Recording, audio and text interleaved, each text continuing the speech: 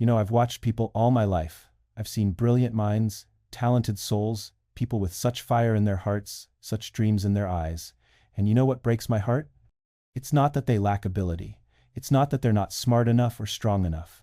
It's that their power, their incredible inner force, is scattered. It's like trying to light a fire with wet wood spread across a field. The spark is there, the fuel is there, but nothing catches flame because everything is too dispersed, too divided, too pulled in 100 different directions at once. Listen to me carefully, my friend. Right now, as you're hearing these words, there is more power sleeping inside you than you can possibly imagine. You have the strength to move mountains, to transform not just your own life but the lives of everyone around you. But that power, that magnificent force, is being wasted. Not because you're lazy, not because you're weak, but because it's flowing in too many directions, like a river that splits into 1,000 tiny streams and loses all its force. Think about the sun for a moment. The sun's rays fall on everything, don't they? They touch the grass, the trees, your skin, the ground beneath your feet. They're warm, they're pleasant, but they don't set anything on fire. But take those same gentle rays, those same soft beams of light, and pass them through a magnifying glass. Focus them on one single point. What happens? In seconds, that paper begins to smoke. In moments, it bursts into flame. The same rays that were so harmless when scattered become powerful enough to create fire when they're concentrated. This is the secret I want to share with you today. This is the truth that changed my life and has changed the lives of countless others who truly understood it. Your energy, your attention, your mental force, your very life power is being scattered across 100 different desires, 1,000 different worries, countless different directions. And because of this scattering, you feel weak. You feel like you're working so hard but getting nowhere. You feel exhausted but can't point to what you've actually accomplished. I meet people every day who tell me they want to be successful. They want to be great. They want to achieve something meaningful with their lives. And I look at them with all the love in my heart and I ask them, do you really? Do you really want it? Because wanting something is not the same as saying you want it. Wanting something truly means gathering every ounce of your being and directing it toward that one thing. It means making that goal so important, so central to your existence, that everything else naturally arranges itself around it. You see, most people don't fail because they aimed too high and missed. They fail because they aimed at nothing in particular and hit it perfectly. They wake up each morning and their attention goes to their phone, to gossip, to worries about what others think, to memories of past hurts, to fears about future problems that may never come. Their mind is like a wild horse running in circles, exhausting itself but going nowhere. I'm not saying you should become cold or mechanical. I'm not saying you should stop caring about people or enjoying life. What I'm saying is this: decide what matters most. Choose your target. And then, with all the warmth of your heart and all the strength of your mind, point everything you have toward it. When you do this, when you truly gather all your scattered rays into one focused beam, you'll be amazed at what becomes possible. Now, I know what some of you might be thinking. You're wondering, but what if I make the wrong choice? What if I focus all my energy on something, and it turns out to be a mistake? Let me tell you something important. This fear, this paralysis of choice, it keeps more people from greatness than actual failure ever could. You see, the tragedy is not in choosing wrongly. The tragedy is in never choosing at all. The tragedy is watching your life pass by while you sit at the crossroads, afraid to take any path because you might take the wrong one. I've met countless young men and women, brilliant minds with tremendous potential, who spent years, sometimes decades, waiting for perfect clarity before they would commit to anything. And you know what happened to them? Nothing. Absolutely nothing. Because perfect clarity doesn't come before action, it comes through action. Think about it like this. When you're standing still in a fog, you can't see anything. Everything looks uncertain, every direction seems equally unclear. But the moment you start walking, the moment you choose a direction and move forward, the fog begins to part. Not all at once, but step by step. With each stride, you see a little more, understand a little better, adjust your course as needed. This is how concentration actually works in real life. It's not about having all the answers before you begin. It's about committing fully to the path once you've chosen it, while remaining intelligent enough to learn and adapt along the way. And here's something else that might surprise you. Even if you discover later that you've chosen the wrong target, you won't have wasted your time. Because the capacity to concentrate, the mental discipline, the strength of will, the power of sustained focus, these are transferable. Once you've developed them in one area, you can apply them to another. It's like a man who trains his body. If he lifts weights to become strong, and then decides he'd rather swim than lift weights, has he wasted his time? Of course not. The strength he built carries over.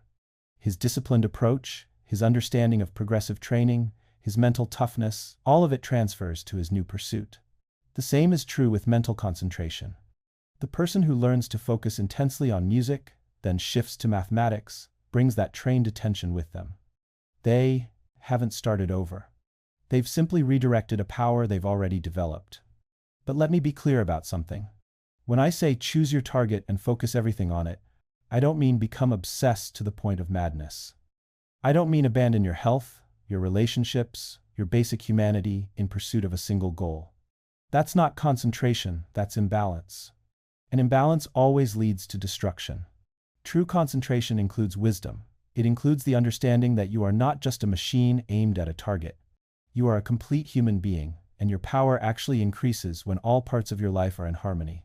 The person who meditates solely on success while neglecting their body will find their body eventually sabotages their ambitions. The person who pursues knowledge while starving their heart of connection and love will find their knowledge hollow and unsatisfying. No, when I speak of focusing everything on your chosen target, I mean bring your whole, integrated self to it. Not a fragmented, exhausted, depleted version of yourself, but your full power, your complete being, organized and aligned toward your purpose. This is why I have always insisted that meditation and concentration are not merely spiritual practices, they are the training ground for all achievement. When you sit in meditation, what are you doing? You are teaching your mind to hold one thought, one image, one awareness without wavering. This same faculty, once developed, becomes your greatest weapon in any endeavor. Look at the scientist who makes a breakthrough discovery. Do you think it comes from scattered thinking? No. It comes after months, perhaps years, of holding one question in the mind with unwavering focus. The mind circles that question, approaches it from every angle, lives with it, dreams with it, until suddenly the answer reveals itself. But that revelation comes only to the mind that has remained faithful to its quest, that has not abandoned the question for easier pursuits. And here is something most people never grasp. True concentration is not tension. It is not clenching your fists and gritting your teeth. That is force, and force always exhausts itself. Real concentration feels almost like relaxation, a calm, steady holding of your attention on your chosen point, like a flame that burns without flickering. The moment you introduce strain, you introduce division. Part of you wants to concentrate, part of you wants to escape that strain, and you are back in conflict. I have watched students torture themselves, trying to force their minds to focus through sheer willpower alone. They sit rigid as statues, their faces contorted with effort, and after 20 minutes they are completely depleted. This is not concentration, this is warfare against yourself. True concentration comes from interest, from love, from a genuine drawing of your being toward your object of focus. When you love something deeply enough, concentration becomes effortless. Think of the mother with her newborn child. Does she need to force herself to pay attention? Does she need techniques and methods to remain focused on her baby's needs? No, her love creates a natural, powerful focus that sustains itself hour after hour. This is the secret. Find what genuinely calls to your deepest nature, and concentration will flow like a river finding its course. But I must warn you, this path of concentrated power is not for the faint-hearted. When you begin to gather your scattered energies and direct them toward one point, you will face resistance. Not just from the outside world, though that will come. The greatest resistance will come from within. Your own mind will rebel. It has been scattered for so long that unity feels uncomfortable, even frightening. The mind loves its distractions. It has built an identity around being busy, being stimulated, being entertained. When you begin to withdraw your energy from 1,000 insignificant things and pour it into one significant thing, the mind panics. It will tell you that you are missing out. It will show you images of all the other paths you could be taking. It will create elaborate fantasies of failure to discourage you from persisting. This is the test. This is where most people abandon their purpose and return to the comfortable chaos of scattered living. They cannot bear the intensity of focused existence. It feels too narrow, too limiting, too demanding. They want the results that concentration brings, but they do not want to pay the price of sustained attention. And so, they create clever justifications. They tell themselves that multitasking is a skill, that divided attention is modern efficiency, that their scattered approach is somehow more creative, more flexible, more adaptive to the contemporary world. But I tell you truthfully, this is nothing but the ego defending its comfort zone. Deep down, they know. In those rare moments of honesty with themselves, they recognize that their resistance to concentration is not a philosophical position. It is fear. It is the same fear that keeps someone from committing to a relationship, from finishing what they start, from diving deeply into any single pursuit. The person who cannot concentrate on one task is the person who cannot concentrate on anything at all. Their life becomes a series of interrupted beginnings, a collection of fragments, a museum of abandoned intentions. And the tragedy is not that they fail, the tragedy is that they never truly begin. Now, let me address something equally important. Even those who understand the value of concentration often misunderstand its nature. They think concentration means tension. They clench their minds the way a nervous person clenches their fists. They furrow their brows, tighten their shoulders, and exhaust themselves within minutes. This is not concentration. This is strain. True concentration is not forceful, it is natural. It is not tense, it is relaxed. It is not exhausting, it is energizing. Think of a cat watching a mouse hole. The cat does not strain. The cat does not force attention through sheer willpower. Yet the cat can remain perfectly still, perfectly focused, for extraordinary lengths of time. The body is relaxed, but the attention is absolute. This is the quality of mind we must cultivate. When you concentrate properly, there is a paradoxical quality to it. You are intensely focused, yet deeply at ease. You are wholly absorbed, yet somehow more alert than ever before. Time both disappears and becomes vivid. You work for hours that feel like minutes, yet you remember every detail with crystalline clarity. This is the state athletes call flow. This is what artists experience when they lose themselves in creation. This is what meditators touch in deep practice. And here is what few understand. This state is not reserved for special people or special activities. It is available to you right now, in whatever you are doing. Reading these words, washing dishes, writing an email, walking down the street. The key is not the activity. The key is the quality of attention you bring to it. But we must be practical. How do we actually build this capacity? Because understanding concentration intellectually is worthless if we cannot apply it. First, you must start small. The person who cannot focus for 5 minutes should not attempt to focus for 2 hours. You are training a muscle. You begin with manageable resistance and gradually increase the load. Choose one simple activity. It could be watching your breath. It could be writing a single paragraph. It could be washing a single dish with complete attention.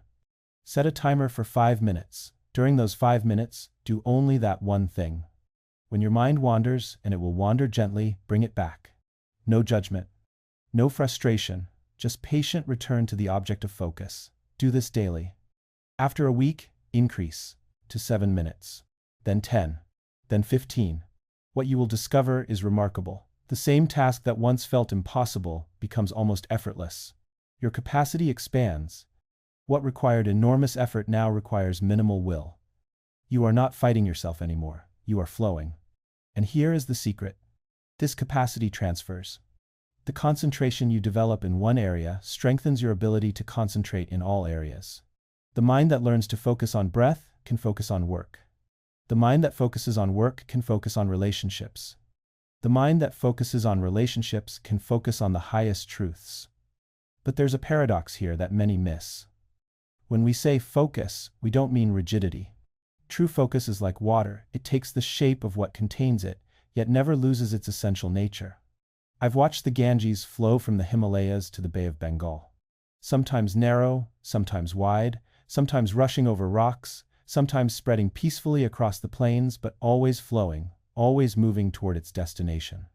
Your focus must have this quality. When you're with your child, be completely there, not thinking about tomorrow's presentation. When you're at work, be fully present, not mentally composing an email to your spouse. This isn't compartmentalization. This is honoring each moment with your complete attention. It's respect. Respect for the work, respect for the person, respect for the moment itself. I remember walking through the streets of Chicago during the World's Fair. Thousands of people, hundreds of attractions, endless noise and spectacle. Yet, I could sit in my room afterward and write for hours without distraction. Why? Not because I had blocked out the experience, but because I had fully absorbed it. When you give complete attention to something, you exhaust its hold on you. It's the half-attended moments that haunt you, the conversations you were only partially present for, the experiences you photographed but never really saw. This brings us to perhaps the most misunderstood aspect of Dharma in modern life: the relationship between duty and desire. You've been taught to see these as opposites. Duty is what you must do, desire is what you want to do. This false dichotomy creates endless suffering. Let me tell you something radical. When you're aligned with your true Dharma, duty and desire merge. The mother nursing her child at 3 in the morning, is she driven by duty or desire? Both. Neither. The distinction disappears. The artist who loses track of time in their work, the teacher who feels energy rather than exhaustion after a day of classes, in the business person who sees their work as service, these people have transcended the artificial boundary between obligation and joy. But, and this is crucial, this doesn't happen automatically. It requires a fundamental shift in perspective. You must stop asking, "What do I get from this?" and start asking, "What am I bringing to this?" The first question makes you a consumer of your own life. The second makes you a creator. I've seen people transform their entire experience of work through this simple shift. A man who hated his job in a factory began to see himself as providing for his family's education, creating security, participating in something larger than himself. His duties didn't change. His relationship to them did. And that changed everything. This is why I insist. There is no such thing as small dharma. The woman who sweeps the temple floor with devotion is performing a sacred act. The father who patiently helps with homework is shaping the future. The friend who listens without judgment is holding space for transformation. Every action, when performed with the right consciousness, becomes consecrated. You want to know the secret of the great ones? It's not that they did extraordinary things. It's that they brought extraordinary consciousness to ordinary things. Buddha washing his bowl. Jesus among the proud fishermen. My master Ramakrishna tending the temple garden. Presence transforms everything it touches. I remember once watching a potter at his wheel in Calcutta. His hands were rough, stained with clay. Society would have called him lowly. But when he centered that clay, when he breathed and brought form from formlessness in those moments, he was no different from Brahma, the creator himself. The spiritualization of everyday action doesn't mean adding ritual to mundane tasks. It means recognizing the divine current that was always flowing through them.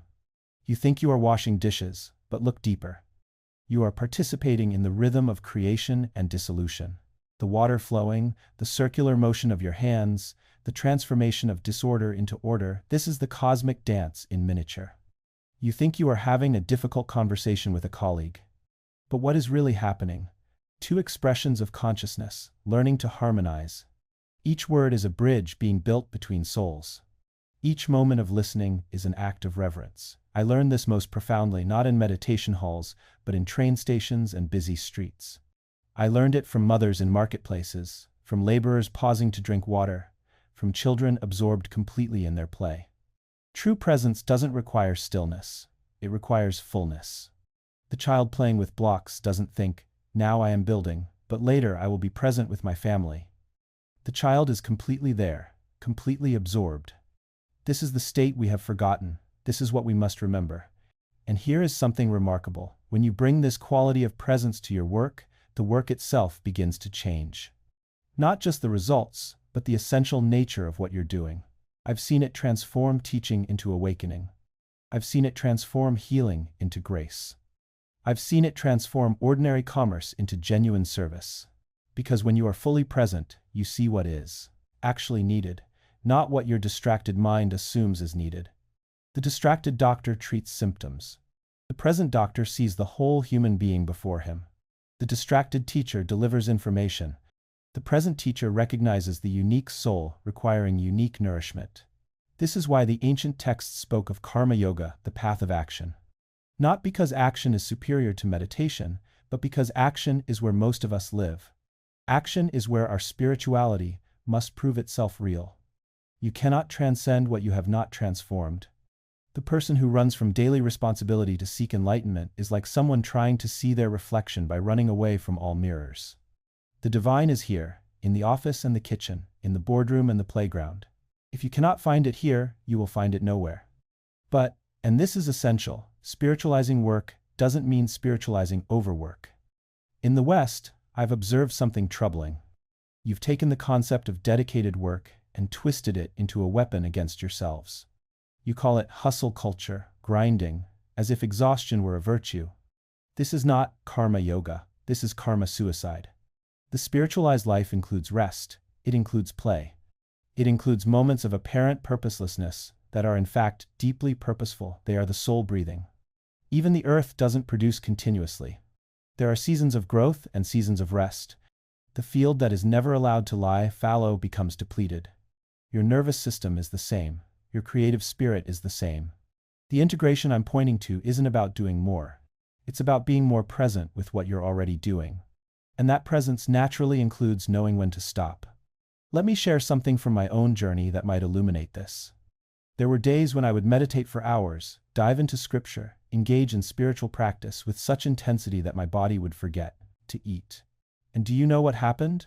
I became irritable. My mind became foggy. My spiritual insights actually decreased. The body is not your enemy in this journey, it's your partner. And partnership requires respect, requires listening, requires balance. There's a beautiful teaching in our scriptures about the chariot. The body is the chariot, the senses are the horses, the mind is the reins, and the self is the rider. Now, what happens if you don't maintain the chariot? If you don't feed the horses? If you don't check the wheels? The journey doesn't happen. The rider, no matter how wise, cannot reach the destination. Some of you might be thinking, but Swamiji, the great saints, the yogis, they transcended physical needs. And yes, there are exceptional beings who have reached such states. But notice something, they didn't start there. They didn't bypass the fundamentals. They mastered them first. And here's what nobody tells you about those great beings. Even they honored the body's basic requirements. The Buddha, after his extreme asceticism nearly killed him, accepted milk rice from Sujata. That acceptance of nourishment was what allowed him to sit under that Bodhi tree and reach enlightenment. His awakening came not during starvation, but after balance was restored. I want you to consider something radical. What if taking care of your physical health is not separate from your spiritual practice? What if it's actually essential to it? When you're exhausted, your meditation suffers. When you're malnourished, your concentration wavers. When you're sick, your capacity for service diminishes. This isn't weakness. This is reality. The path of wisdom includes wisdom about the vehicle you're traveling in. Now, let's talk about something that troubles many seekers, the guilt around rest, around pleasure, around enjoyment. There's this notion that spirituality must be serious, somber, devoid of lightness. Where did this idea come from? Not from our tradition. Look at Krishna, the divine incarnate, playing his flute, dancing, laughing, fully engaged with the joy of existence. Was he less spiritual because he celebrated life? Or was his celebration itself an expression of the highest understanding? You are allowed to enjoy your food. You are allowed to laugh deeply. You are allowed to find pleasure in music, in nature, in human connection. These aren't distractions from the spiritual path, they're part of the fullness of being human. What we're avoiding is attachment, not experience. There's a vast difference. Attachment says, I must have this specific thing to be happy. Experience says, I'm fully present with whatever arises. You can eat a delicious meal with complete presence and gratitude without being attached to having that meal again. You can enjoy a beautiful sunset without clinging to it, without photographing it for later, without turning it into a possession. This is the freedom that true practice offers. Not freedom from life, but freedom within life. And here's where it gets interesting.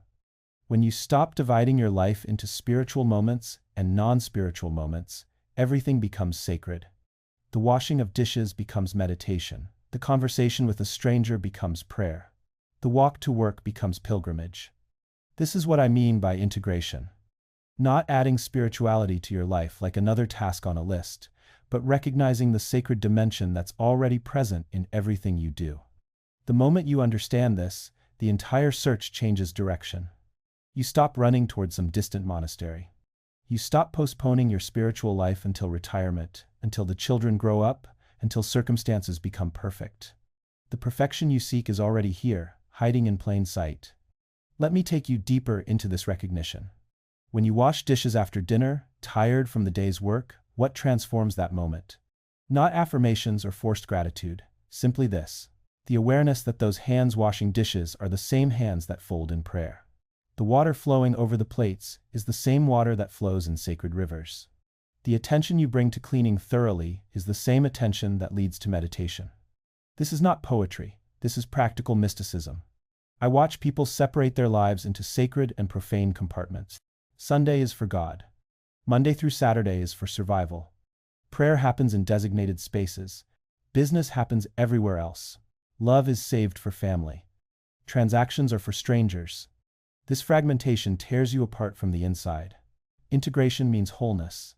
It means bringing the same consciousness to every action. When I speak in public, I'm not performing a different role than when I sit in silence. When I negotiate with publishers about my books, I bring the same integrity as when I teach ancient scriptures. When I walk through a crowded street or sit alone at dawn, the same awareness pervades both. You might protest, but my work is mundane. How can I find the sacred in spreadsheets and meetings? Listen carefully. The sacred is not in the object, it's in the quality of presence you bring to it. A spreadsheet can be a meditation if you approach it with total attention. A difficult conversation can be a prayer if you bring complete honesty to it. The problem is not your circumstances. The problem is you're living them half asleep, wishing you were somewhere else. This constant elsewhere seeking is the disease. You're in one place, dreaming of another. With one person, thinking of someone else. In this moment, replaying the past or rehearsing the future. You scatter yourself across time and space, and then wonder why you feel fragmented and exhausted. Integration begins when you collapse this distance. When you bring your full self to where you actually are, not where you wish you were, not where you think you should be, where you are, right now, with all its imperfection and ordinariness. I'll tell you something that might shock you. The spiritual life is supremely ordinary. The extraordinary experiences, the visions, the peak moments, these come and go. What remains is how you treat the beggar on your street, how you speak to your family when you're tired, whether you keep your word when no one is watching, whether you can sit with boredom without reaching for distraction. These small moments are where character is actually forged.